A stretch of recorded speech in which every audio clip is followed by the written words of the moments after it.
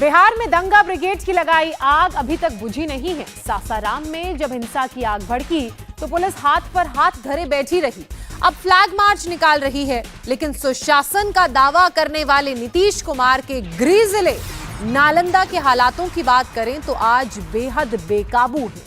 2 शहर जल रहे हैं, लेकिन नीतीश कुमार को लॉ एंड ऑर्डर दुरुस्त नजर आ रहा है।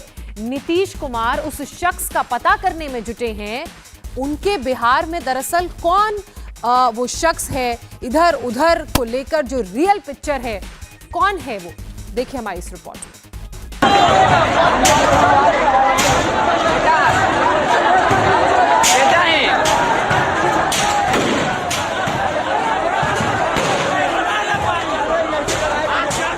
रामनवमी के दिन शुरू हुई हिंसा अभी थमी नहीं है। हिंसा की आग अभी ठंडी नहीं हुई है। दंगे की साजिश इतनी गहरी थी कि देखते देखते शहर शहर जल उठे।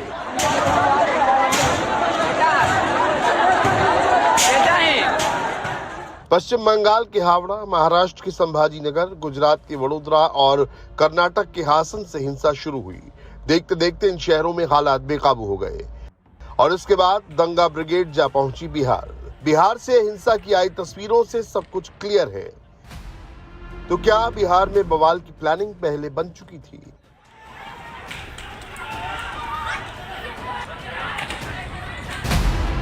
क्या रामनवमी के जुलूस पर पहले से तय था पथराव?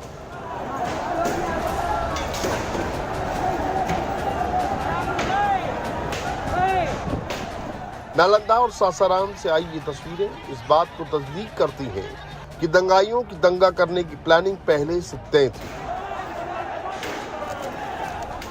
आपको हम दोनों जगह की तस्वीरें दिखाते हैं, आपको सारा माजरा समझ में आ जाएगा। एक बार फिर आप दोनों तस्वीरों को देखिए। दोनों जगह हुई हिंसा में घर की छतों से पथराव हुआ।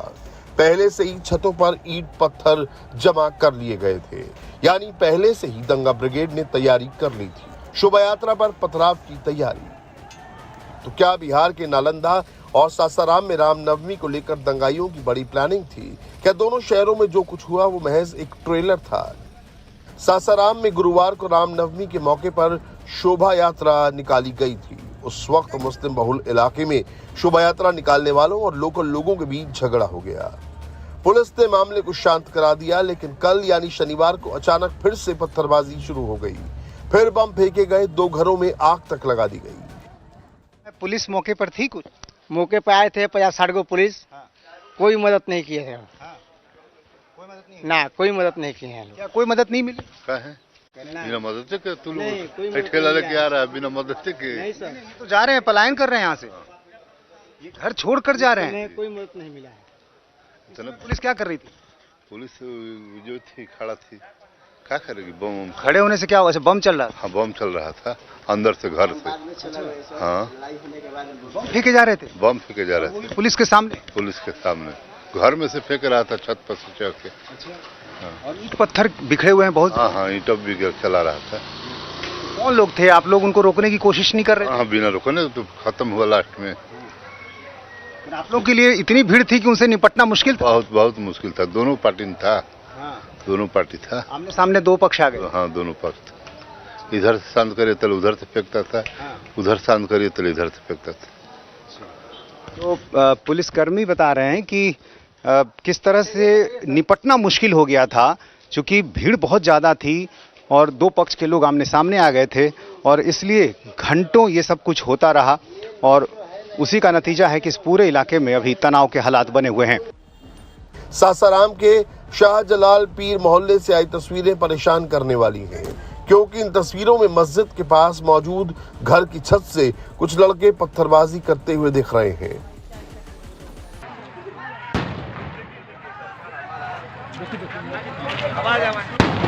ये सर बम फेंकेगा, बम फेंकेगा।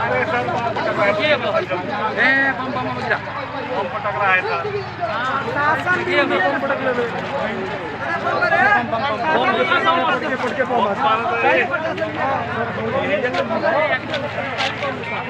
बम पटक। मस्जिद से सटे घरों से लगातार पत्थर चल रहे हैं। वीडियो में कैद आवाज से साफ है कि कुछ हिंदुओं ने दंगे रोकने की कोशिश भी की। हरा घर है, जो हरा घर है वो उसी पीछे ढेला चल रहा है सर। देखिए देखिए, रिकॉर्ड करा।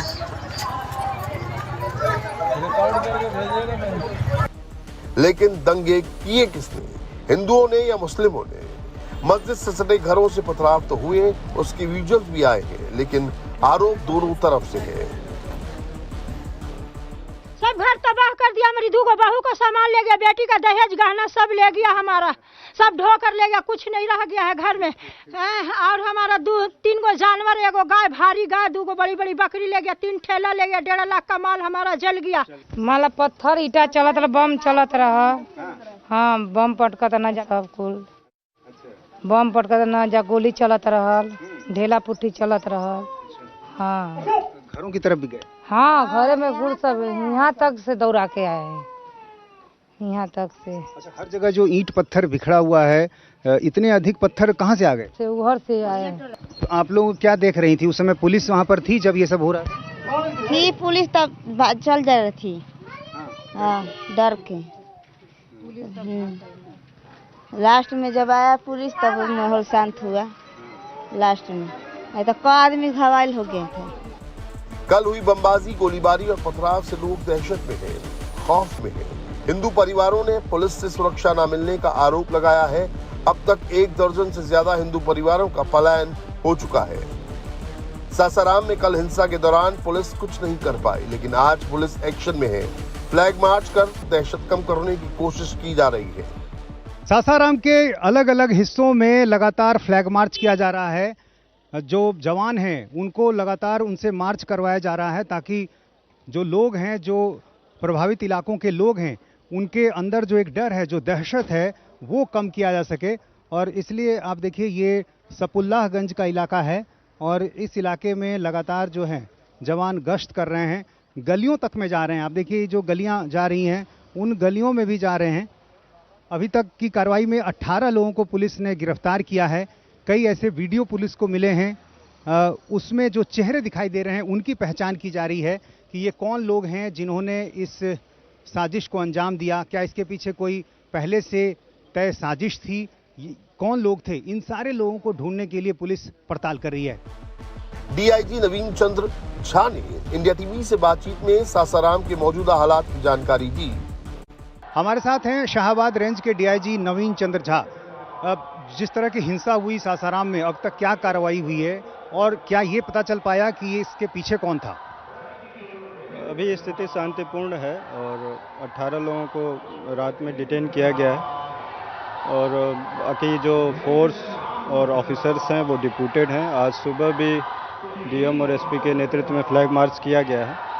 अभी स्थिति नियंत्रण में है और बाकी जितनी एहतियातन कार्रवाई है वो की जा रही है। शांति समिति की बैठक अभी डीएम और एसपी की अध्यक्षता में, जिसमें दोनों समुदाय के लोग हैं, उनके साथ चल रही है। सासाराम हिंसा में पुलिस एक्शन मोड में है, तो प्रशासन की ओर से दोनों पक्षों में आपसी सद्भावना बनाने की कोशिश भी की जा रही है। सद्भावना मार्च निकालकर शांति कायम करने में प्रशासन जुट गया है। सासाराम की एक गली में जमीन पर पड़े ये ईंट के टुकड़े बता रहे हैं कि यहाँ पर क्या हुआ होगा। आप देख लीजिए, इस पूरी गली में ईंट के ढेर लगे हुए हैं, हर जगह ईंट का टुकड़ा बिखरा पड़ा हुआ है। और जब यहाँ पथराव हो रहा था उस समय काफ़ी देर तक, कई घंटों तक यहाँ लगातार पत्थर ईंट फेंके गए और आगजनी भी हुई। और इसलिए हम आपको दिखा रहे हैं ये तस्वीर, जो बताने के लिए काफ़ी है कि यहाँ पर क्या कुछ हुआ होगा। आगे के हिस्से में भी आप देखिए, कई जो पाइप के टुकड़े आपको दिखाई दे रहे हैं, ये सारे उसी हिंसा और हंगामे के दौरान ये सब कुछ हुआ। फिलहाल अभी कहीं कोई नज़र नहीं आ रहा है, सन्नाटा पसरा हुआ, हर कोई डरा सहमा अपने घर में कैद, या फिर कई घरों में ताले भी दिखाई दे रहे हैं। इस पूरी गली में हर जगह ईंट पत्थर के टुकड़े बिखरे पड़े हुए हैं और ये बड़े बड़े टुकड़े बता रहे हैं कि किस हद तक यहाँ पर हंगामा हुआ होगा। आप देखिए, हर जगह सिर्फ और सिर्फ ईंट के टुकड़े दिखाई दे रहे हैं और ये पाइप भी आपको इस तरह से दिखाई दे रहा है, जो घरों के पाइप किस तरह से तोड़े गए। और काफ़ी देर तक यहाँ सब कुछ हुआ, घंटों यहाँ पर पथराव होता रहा, आगजनी भी हुई और ये तस्वीर बता रही है कि किस तरह से दो पक्ष के लोग आमने सामने आ गए और उसकी वजह से सासाराम में काफी देर तक हंगामा मचा रहा। फिलहाल यहाँ पर काफी संख्या में पुलिसकर्मियों की तैनाती कर दी गई है। जो आरएफ के जवान हैं वो तैनात कर दिए गए हैं। तमाम जो प्रशासनिक अधिकारी हैं वो भी मौके पर मौजूद हैं और कोशिश ये है कि अब आगे कुछ न होना पाए। रामनवमी पर हिंसा को लेकर बिहार के सासाराम और नालंदा दोनों जगहों पर धारा 144 लागू है।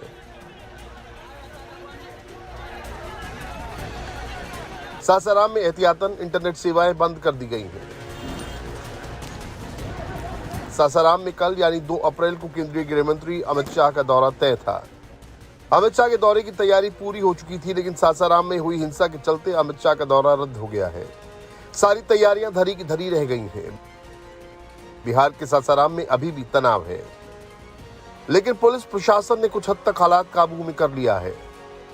बिहार के दूसरे शहर नालंदा में भी हालात अभी भी बेकाबू हैं। नालंदा में आज फिर हिंसा हुई।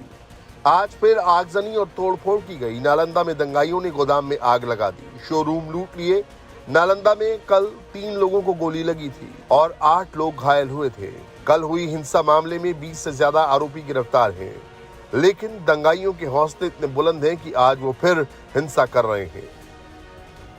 सीएम नीतीश कुमार के गढ़ नालंदा के मुख्यालय बिहार शरीफ की ये तस्वीरें हैं। यहाँ रामनवमी की शोभा यात्रा कल निकाली गई और इस दौरान पत्थरबाजी हो गई। शोभा यात्रा में हजारों लोग शामिल थे, लेकिन जैसे ही शोभा यात्रा मुस्लिम बहुल इलाके में पहुंची तो हमला हो गया।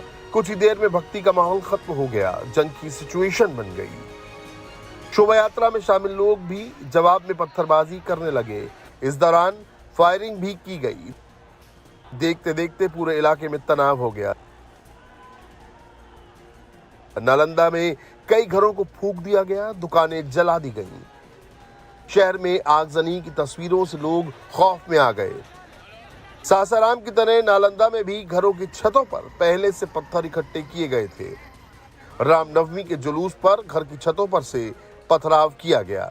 हरा घर है, जो हरा घर है वो उसी पर से ढेला चल रहा है सर। देखिए रिकॉर्ड करा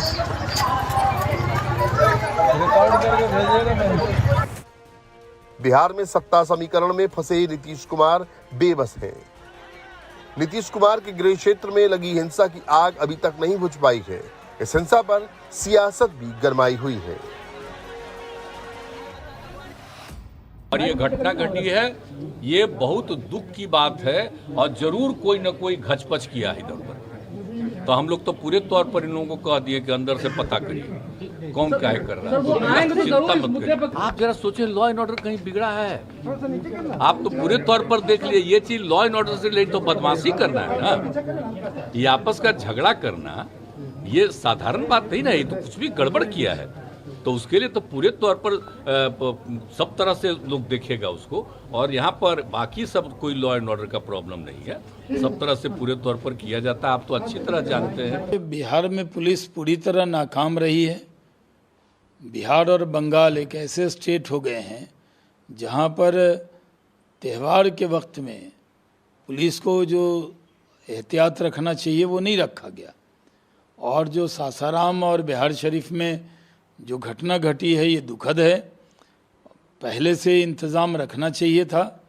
और बिहार एक शांति प्रिय राज्य है, लेकिन जो सरकार का इकबाल होता है, पुलिस का इकबाल होता है, वो ख़त्म हो गया है।